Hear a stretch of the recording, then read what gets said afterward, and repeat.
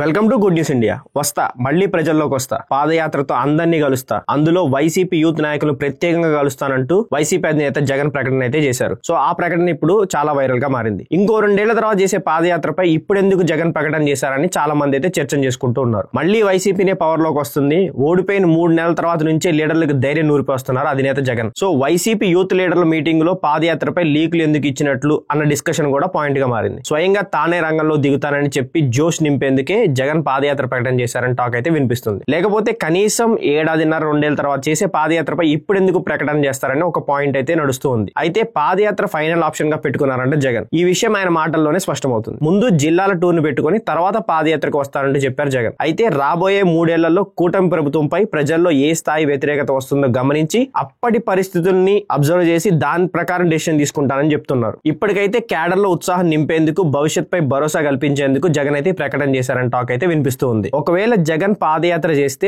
Political scenario ఎలా ఉంటుందో కూడా ఇంట్రెస్టింగ్ టాపిక్ గా మారింది. 2019 ఎన్నికలే ఎజెండాగా ఆయన చేసిన పాదయాత్ర అప్పట్లో ప్రజల మద్దతు భారీగా లభించింది. ఇప్పుడు కూడా పబ్లిక్ లోకి వెళ్తే అలాంటి రెస్పాన్సే జనాల్లో వస్తుంది. సో అయితే ఈ 2024లో కూటమిగా ఏర్పడిన తెలుగుదేశం, జనసేన, బీజేపీ పోటీ చేసి పవర్ లోకి వచ్చాయి. రాబోయే ఎన్నికల్లో కూడా ఆ ముగ్గురే కలిసి పోటీ చేస్తామంటున్నారు. మరి వారిని జగన్ ఎలా ఎదుర్కోబోతున్నాడు అనేది ఇంట్రెస్టింగ్ పాయింట్. ఇప్పటికే కూటమిపై తీవ్ర వ్యతిరేకత ఉన్న నేపథ్యంలో మళ్లీ జనాలు జగన్ కి బ్రహ్మరథం పట్టడం ఖాయం అంటున్నారు విశ్లేషకులు. అందుకే ఇప్పటి నుండే జగన్ పాదయాత్రపై కూటమి ప్రభుత్వం కన్నేసింది అంటున్నారు. కొన్ని సర్వే రిపోర్టులు కూడా తప్పించుకునే ప్రయత్నాల్లో ఉన్నారట కూటమి పెద్దలు. ఇలాంటి మరిన్ని కంటెంట్స్ కోసం మా ఛానల్ ని ఫాలో అవ్వండి. Don't forget like, share and subscribe to good news India.